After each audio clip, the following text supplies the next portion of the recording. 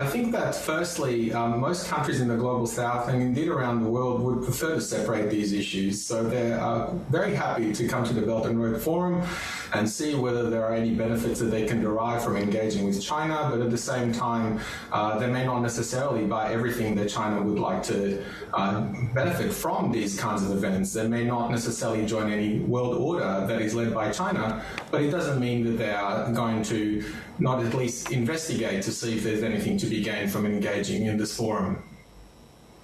Yeah, we had one analyst on this morning who had a very similar view to you, but he also said that the BRI as we know it is over. As we've been talking about, it is smaller, it is greener, it is more high-tech in terms of the developments. They're very much looking at quality over quantity. So how do you characterise the future of this campaign and this project, given that we are entering a new decade which looks very different to the last 10 years?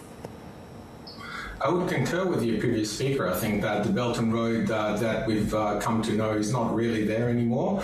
It peaked, the lending to sovereign borrowers peaked really in the middle of the previous decade, and it has declined quite considerably since then.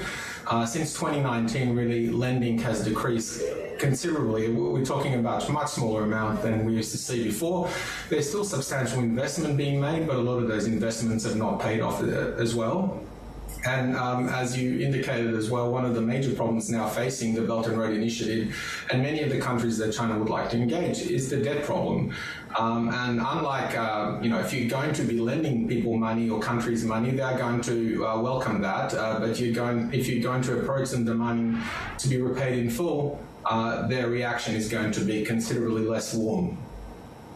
So what do you expect to see come out of this summit in terms of major deliverables? What do you think is important to keep an eye on? I think that the fact that it is happening is important in itself. It indicates the kind of agenda that Xi has been running for quite some time, which is an attempt to try and create, if you like, a parallel world order, a set of institutions that are organized around Chinese leadership, and you can put that alongside, say, the expansion of the BRICS and a number of similar initiatives that have happened recently.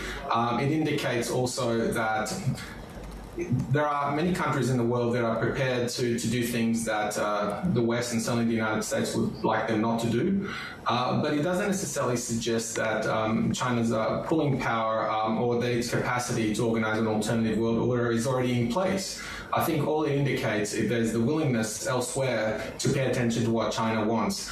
I'm not expecting an enormous amount in terms of deliverables. I would be interested to follow up on the debt issue to see if there are any particular outcomes there, because we know that China has not been cooperating very well or only providing limited cooperation to the Paris Club, even under the auspices of the G20. So it'll be interesting to see if there's going to be any announcements made there. But we know that that's going to be very difficult because it is not popular within China, and the current leadership has not indicated that it's willing to offer major concessions to indebted countries.